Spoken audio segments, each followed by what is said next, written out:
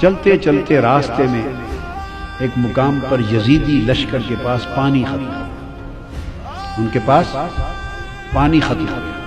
انہوں نے قافلہ روک دیا اور کہا کہ پانی لے لیں۔ یزیدی قافلے کا سربراہ، دھوپ تھی، چلچلاتی دھوپ تھی، صحرا تھا، اس نے اپنے لیے خیمہ نصب کرایا، چونکہ بڑے دور سے پانی آنا تھا۔ خیمہ نصب کر کے آرام سے سائے تلے بیٹھ گیا اور تمازت آفتاب سے تپتے جلتے ہوئے ٹیلوں پر حضور کی شہزادیوں کو ننگے آسمان کے نیچے بیٹھا، پورا قافلہ اسی حال میں ان کے پانی کے انتظار میں یہ چلچلاتی دھوپ میں تپتا رہا۔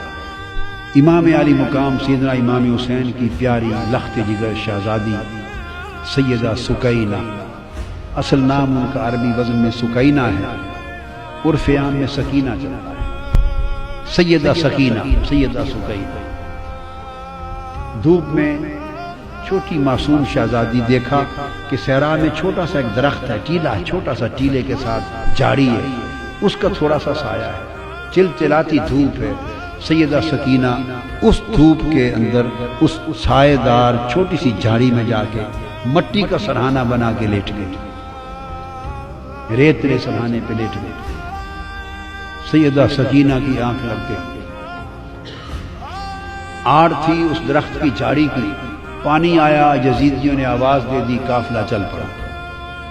اور کجاوے میں تھی، چونکہ سیدہ سکینہ اونٹ بیٹھ گئے تھے، کسی کو خبر نہ تھی، تو سیدہ سکینہ کو وہیں سویا ہوا چھوڑ کے قافلہ چلا۔ تھوڑی دیر آگے گیا تو آگے جس شخص کے ہاتھ میں نیزہ تھا، امام علی مقام کا سر انور جس پر تھا، وہ اس کے ہاتھ سے چھوٹ کر زمین میں گڑ گیا۔ انہوں نے کوشش کی کہ اس نیزے کو اکھاڑ کے آگے چلے، پر نیزہ ایسا جمع کہ اس کی پوری طاقت کے باوجود امام حسین کے سر انور آگے نہیں چلا، گڑا ہوا نیزہ ہلا نہیں۔ وہ پریشان ہو گئے، وہ سیدنا امام زین العابدین کے پاس گئے۔ یہ تو انہیں معلوم تھا کہ کیا ماجرا ہے، آپ کے بابا آگے نہیں چل رہے، ان کا سر انور آگے نہیں چلتا۔ ان کی آنکھیں آپ دیدہ ہو گئیں، وہ اپنی ہمشیرہ، اپنی پھوپھی سیدہ زینب کے پاس آ عرض کیا، پھوپھی جان، آپ ذرا اونٹوں کے کجاووں میں شہزادوں اور شہزادیوں کو گن لیں، لگتا ہے بابا جان کا کوئی شہزادہ یا شہزادی رہ گئی ہے، سر انور آگے نہیں چلتا، نیزہ گڑ گیا ہے۔ سیدہ زینب نے ایک ایک کا نام لے کر پوچھا، تسلی کی کہ سارے شہزادے شہزادیاں کجاووں میں تو ہیں۔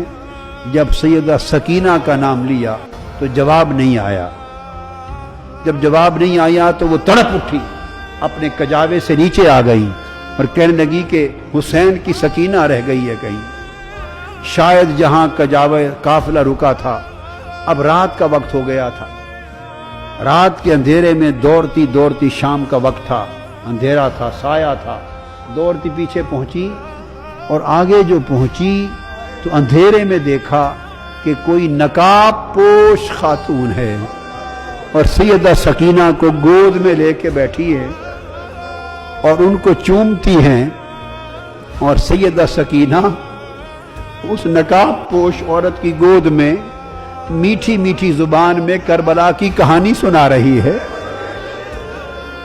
جیسے بچے کہانی سنتے ہیں اور سناتے ہیں، وہ واقعات سنا رہی ہیں کہ ہمارے ساتھ ایسا ہوا، پھر یہ ہوا، پھر بابا کے ساتھ یہ ہوا، پھر بھائی کے ساتھ یہ ہوا۔